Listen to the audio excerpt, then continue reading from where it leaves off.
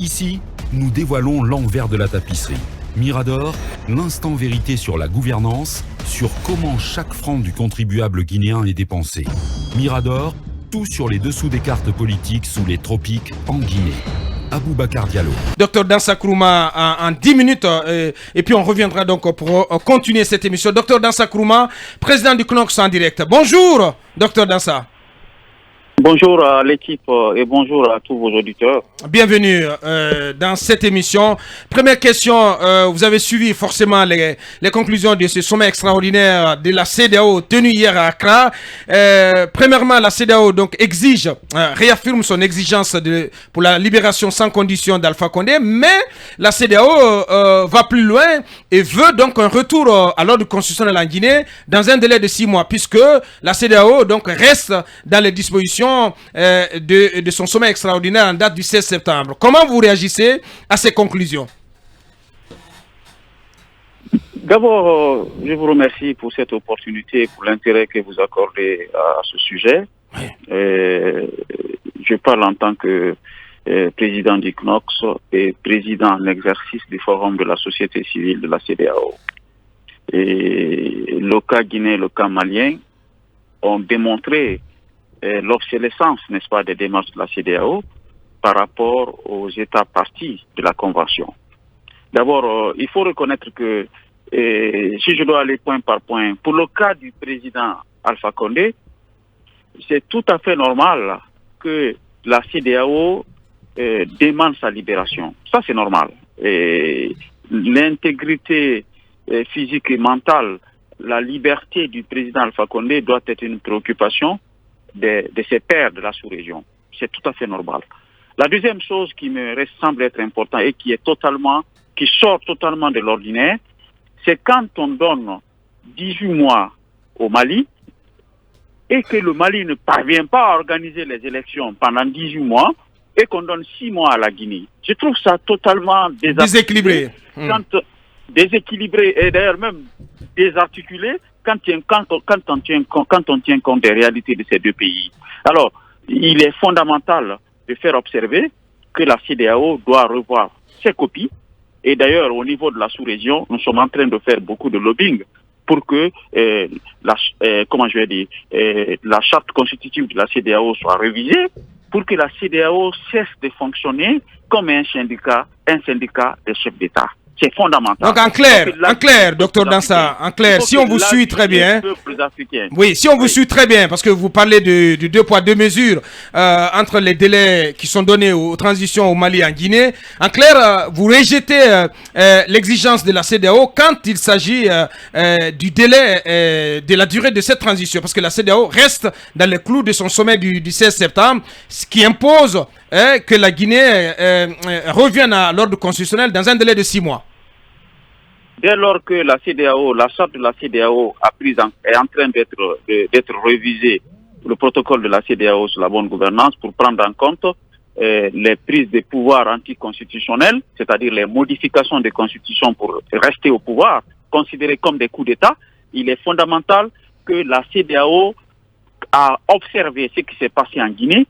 Elle connaît la situation de la Guinée, donc elle est totalement disqualifiée pour exiger un délai coercitif à la Guinée. Pour la simple raison, il revient aux Guinéens, n'est-ce pas, de définir l'agenda de cette transition, le contenu de cette transition et par conséquent le délai de la transition. Et ce délai-là sera proposé à la CEDEAO pour information en tant qu'entité membre de la communauté.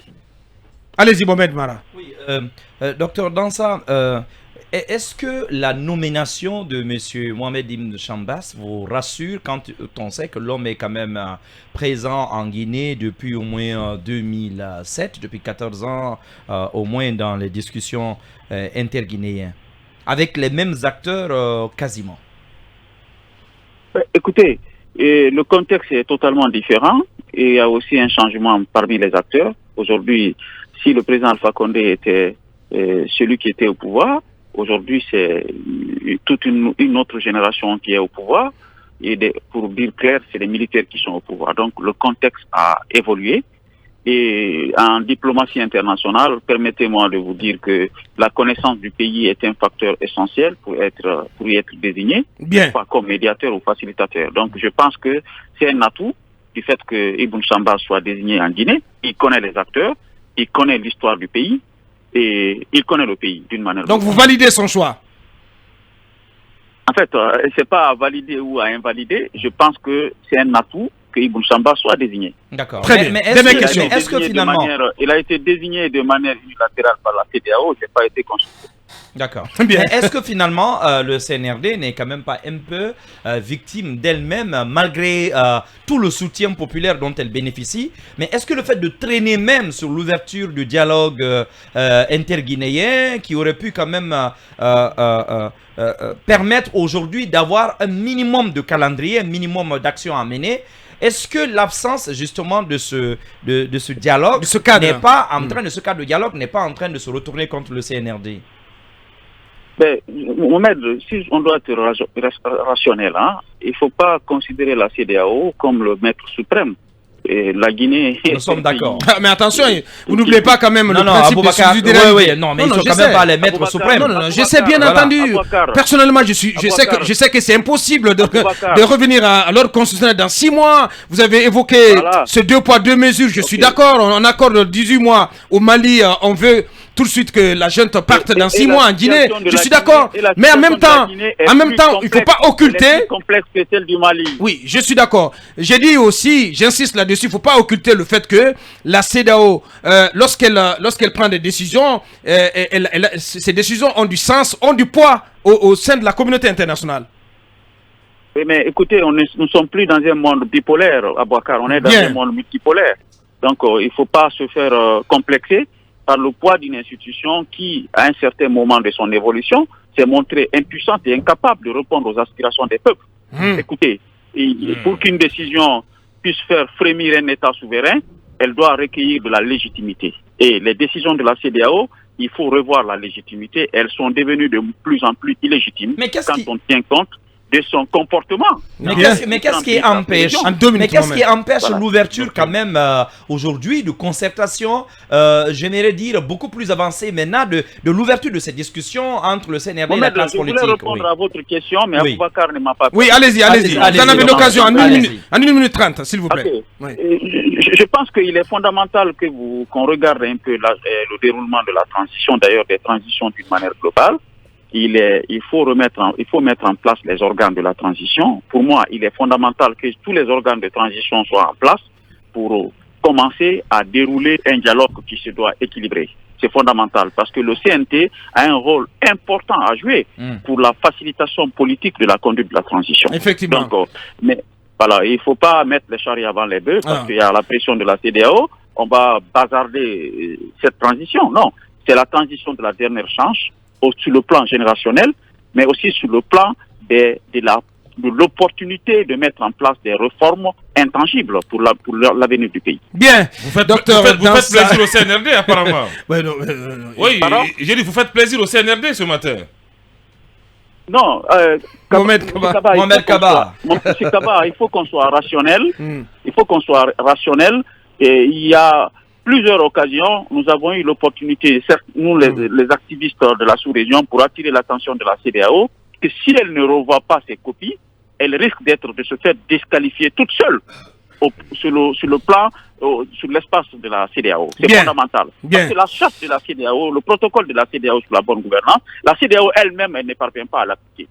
Donc, elle est victime d'une bureaucratie stérile qui s'est transformée en syndicat de chefs d'État. Il faut qu'on revoie les copies pour que la CEDEAO des peuples soit une réalité, pour que le droit des peuples à se définir, à s'autodéfinir par rapport à leur histoire, à se déterminer, j'y parviens, par rapport à leur destin, il faut que le poids soit donné à cette possibilité d'autodétermination, que des injonctions bureaucratiques qu'on a vues, qu'on a évaluées, qui ne parviennent plus à répondre aux problèmes et aux enjeux de la sous-région. Bien, Dr Dansa Kourouma, président du CNOX.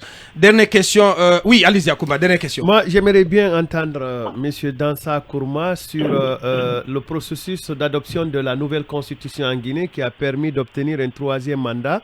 Je n'ai pas le relevé des conclusions produites par la primature sous mes yeux, mais je pense que vous étiez engagé à vulgariser les termes de la nouvelle constitution. Si tel est le cas, est-ce que vous avez des reproches à faire aujourd'hui à la CEDEAO, vous, messieurs Dansa? Je suis très désolé, Akumba. Comme tu dis que tu n'as pas les relevés devant toi, il faut d'abord lire les relevés avant de prendre la parole. Dites-moi qu'est-ce que vous avez dit à la primature. Dites-le-moi. D'accord. Et il est important en tant que journaliste de haut rang que vous lisez les choses. D'abord, la première des choses, on a écarté toute opportunité de changer de constitution quand l'ancienne est en vigueur. Et deuxièmement, nous avons demandé au gouvernement, et avec beaucoup d'exigences, d'apporter les arguments juridiques qui peuvent les permettre d'abroger une constitution. Donc, les questions sont là, elles sont très claires. Et au-delà de ça, mais par contre, il y avait deux questions. La question liée au processus électoral, le CNOC s'est engagé de mettre en place un processus consultatif en place pour que les éléments d'équité du processus électoral soient respectés.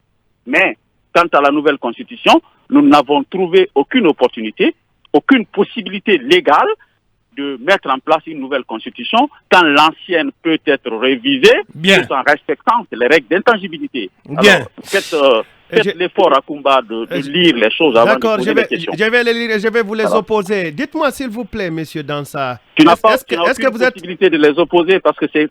Oui, je vais vous les opposer. Je vais vous les opposer, monsieur Dansa. C'est son droit, c'est son travail de vous les opposer. Je vais vous les opposer. Dites-moi s'il vous plaît, êtes-vous dans le cercle restreint du CNRD aujourd'hui? Pardon? Êtes-vous dans le cercle restreint du CNRD aujourd'hui? Je ne réponds pas à cette question. Bien, et c'est son droit. Bon appétit. C'est son droit. Bon appétit, monsieur Dansa. Allez, cette dernière question, toute dernière question. Est-ce que vous êtes contre le délai de 6 mois tel que exigé par la CEDEAO? Quelle serait donc, selon vous, la durée d'une transition raisonnable, inclusive et apaisée? C'est une très bonne question, Aboubacar, mais j'aimerais bien vous faire observer que les transitions n'ont pas de délai figé dans le marbre. Il est fondamental de tenir compte du contexte du pays, tenir compte des choses, des aspirations de la population pour définir le délai de la transition. Moi, je pense qu'une transition moyenne est de 2 ans, mais elle peut aller au-delà en tenant compte, n'est-ce pas, de la profondeur des réformes à faire. Bien, donc vous ne serez pas contre une transition de 3 ans sous le CNRD? Mais écoutez, si l'agenda du CNRD est réalisable, est réaliste et que ça permet de corriger tous les tares démocratiques du pays, avant d'organiser des élections qui doivent être des élections équitables. Donc pourquoi pas? Sous la base d'institutions crédibles, pourquoi pas? Pourquoi pas? Allez, docteur Dansa, qui s'assume et qui ne serait pas donc contre une transition qui irait au-delà de 2 ans. Il nous explique à vous dire merci d'avoir pris la parole chez nous ce matin, docteur Dansa. Merci. Bien. Et j'aimerais bien vous saluer et réitérer notre disponibilité à tout mettre en œuvre pour que l'agenda de la transition soit défini de concert avec tous les acteurs et sous la base d'un contenu qui serait consensuel. Bien. Docteur Dansa Kourouma, président du CNOX, il était en direct dans cette émission. Oui. La grande messe de l'investigation journalistique, la plus grande tribune politique de la Guinée. Avec Aboubacar Diallo, Talibé Bari, Mohamed Mara, Mamadou Uri Diallo, Akumba Diallo, Kabinet Fofana, Mamadou Diambaldé.